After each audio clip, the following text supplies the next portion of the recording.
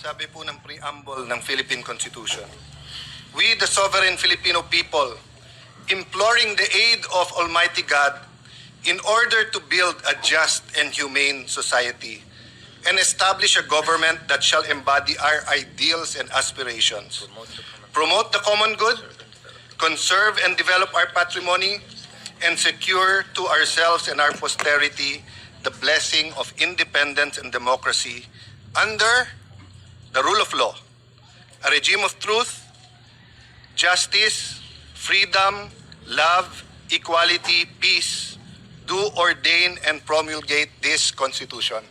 Nanumpa po tayo na susundin natin tong Constitution na to. Madali pong sumumpa, mahirap to pa rin. Madali pong sumumpa na susundin kung naniniwala tayo sa desisyon. Paano kung hindi tayo naniniwala sa desisyon? Paano kung ang tinatanggal ngayong hapon na to ay si President Marcos at ayaw kong maging presidente si Vice President Sara Duterte? Will I have the courage to follow the same decision? That is the test I apply to myself today.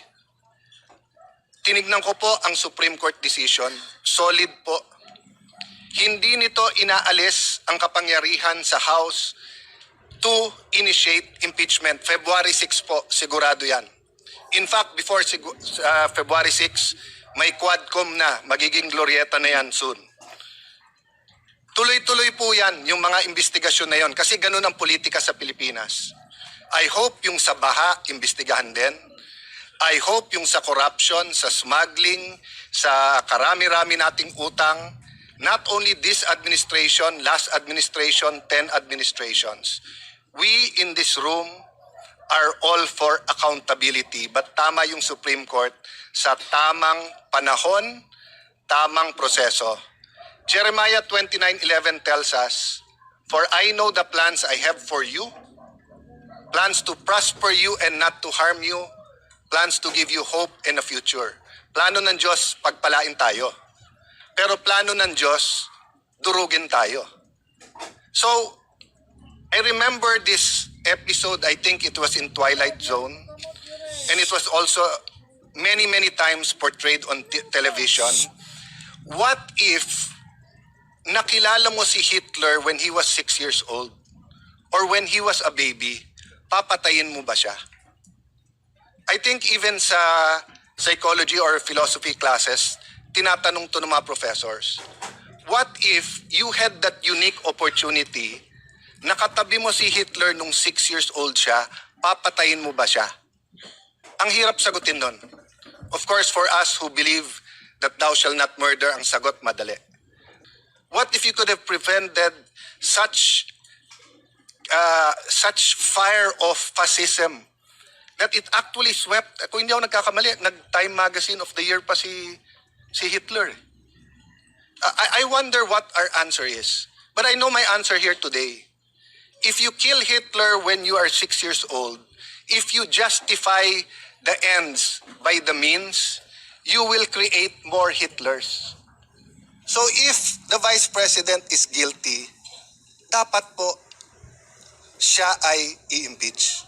Pero sa tamang panahon at tamang proseso. Nagsalita ng Korte Suprema na mali ang proseso, mali ang panahon.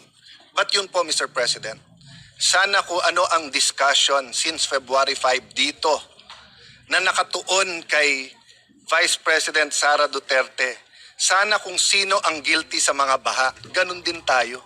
Hindi naman siguro si Sara ang gumawa ng mga baha.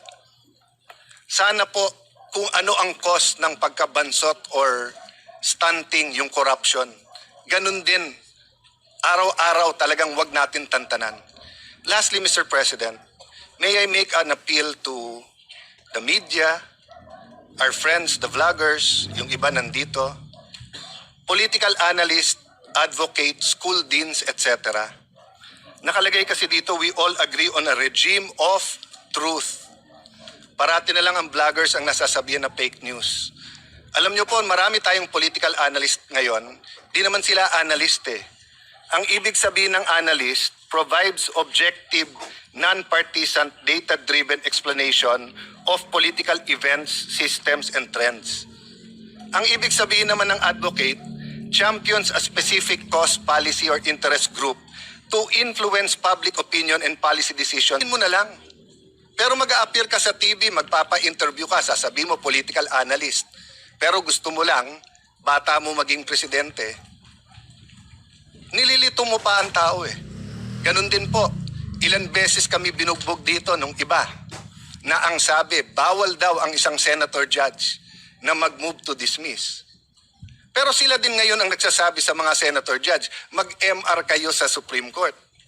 Saan ka kayo nakakita na hindi pwede mag-motion to dismiss? Judges dismisses cases because of no jurisdiction. Ang CA, 3 sila o 5. Hindi nyo lang nakikita sa publiko at hindi sila mag-move kasi sila lang nag-uusap. Ang Supreme Court, hindi ba dinismiss nila? Hindi ba sinabi nila no jurisdiction? Tayo kasi dito nag-usap sa hall na to. So natural, hindi naman pwedeng si Senator Batorni ay tumingin lang sa akin tapos maisip niya, dismiss. Walang manifestation dito na hindi sinasabi. My point, Mr. President, is that yung sinabi ni Mahatma Gandhi nangyayari na sa Pilipinas eh.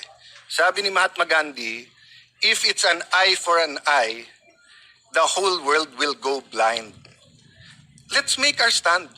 Ilang beses ko narinig dito sa hall na to, ang taong bayan, ang taong bayan, ang taong bayan. Eh, hindi ba naman lahat naman tayo halal ng taong bayan eh, di ba? Hindi ba pwedeng sabihin ko na lang ang opinion ni Alan Cayetano? Isa lang naman ako eh. Ang opinion ni Joel Villanueva. Ang opinion ni Mocha Uson. Isa lang naman siya eh.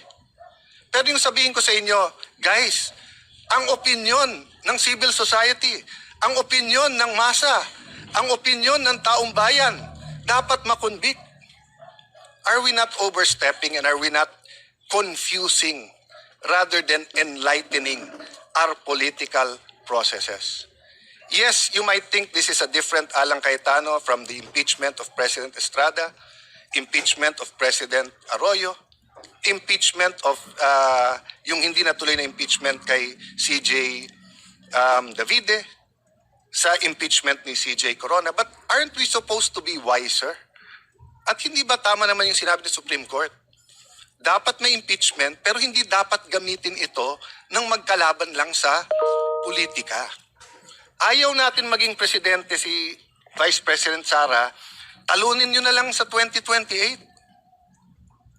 Ngayon, kung talagang may ginawa siyang masama, edi impeach pero sa tamang paraan.